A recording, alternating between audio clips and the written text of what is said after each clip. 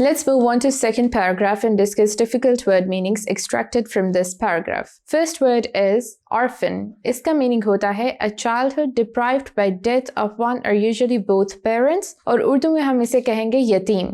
Second word is brought up. It means to bring to maturity through care and education.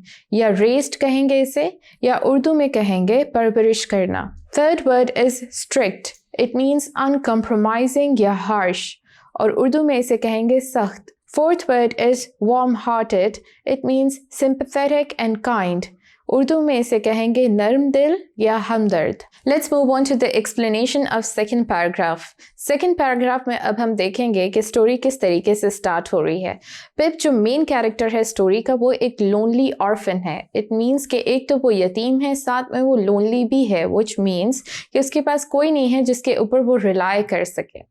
और उसको पाल पोस के अब बड़ा कौन कर रहा है, उसकी परवरिश कौन कर रहा है, उसकी बहन, जो कि बाय नेचर बहुत ज़्यादा सख्त, स्ट्रिक्ट है और हार्श है. और उसका जो बेस्ट फ्रेंड है वो कौन है, उसकी बहन का हस्बैंड जिसका नाम जो है.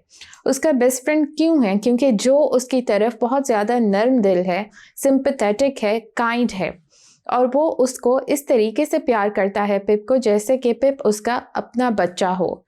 तो पिप इन चीज़ों को देखते हुए उसको अपना बेस्ट फ्रेंड कंसिडर करता है. Let's move on to third paragraph. Third paragraph के difficult word meanings discuss कर लेते हैं. First word is prisoner.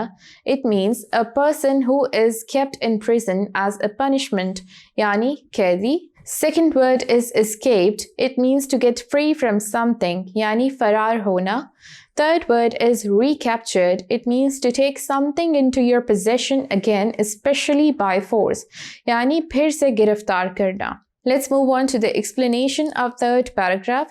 Third paragraph पे अब हम देखते हैं कि एक दिन पिप जो है वो एक कैदी को कुछ खाने को देता है और पीने को देता है, और वो कैदी जेल से भागा हुआ है. So normally क्या होता है, जो prisoners होते हैं वो अच्छे लोग तो नहीं कंसीडर किए जाते, उन्होंने ज़रूर कोई क्राइम किया होता है and they are guilty of something, that's why they are prisoners. तो उनकी तरफ हम यूजुअली इतनी काइंडनेस शो नहीं करते हैं, लेकिन पिप का दिल बहुत अच्छा होता है. He is very kind hearted boy and very sympathetic boy.